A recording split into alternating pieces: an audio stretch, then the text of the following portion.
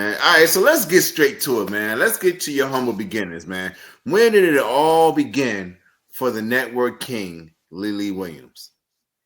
Well, I'm a preacher's kid, so I'll go ahead and put that part out there.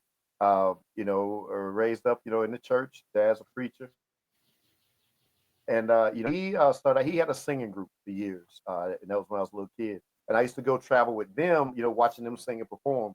But in the process of them doing that, I was, also doing, church plays, performances, school plays, and stuff like that.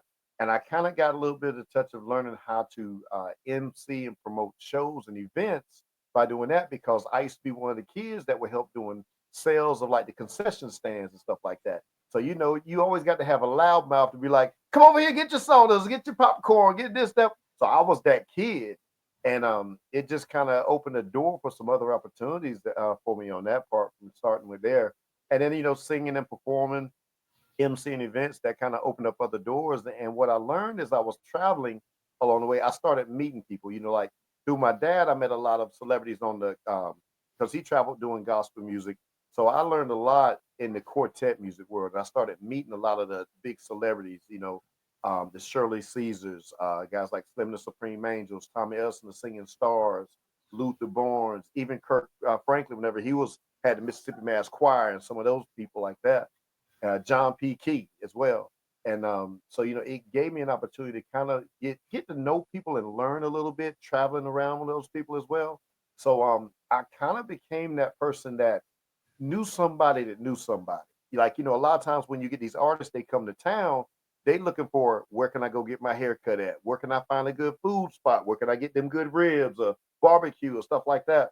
And I was kind of that guy, like, hey, I know somebody. I got people over here who do this, so I got people who can come to you and they cook meals, they come in and do that.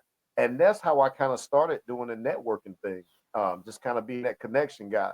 So that's one of my big things is it's like I connect people to businesses, and businesses to people. And that's how it really opened up the door for me at that age there.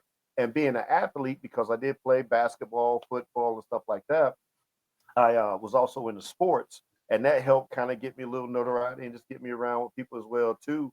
And then, I've always had a love for wrestling, and so along the way in that journey, I met Eddie McCoy and Tony James at that time. They call him Hang Time.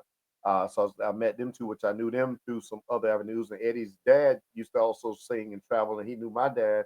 And I was able to link up with him into the wrestling scene and get a chance to step into the wrestling side to learn and train and do some things on that part and become like a valet for some guys and then become a manager in wrestling and doing stuff and got to meet a great group and it really inspired me to learn a lot of great things and I respect the wrestling industry to this day because one thing I always tell like people in other industries with wrestlers when they walk into the locker room or walk into the facility, they go around and shake each other's hand and introduce themselves to each other.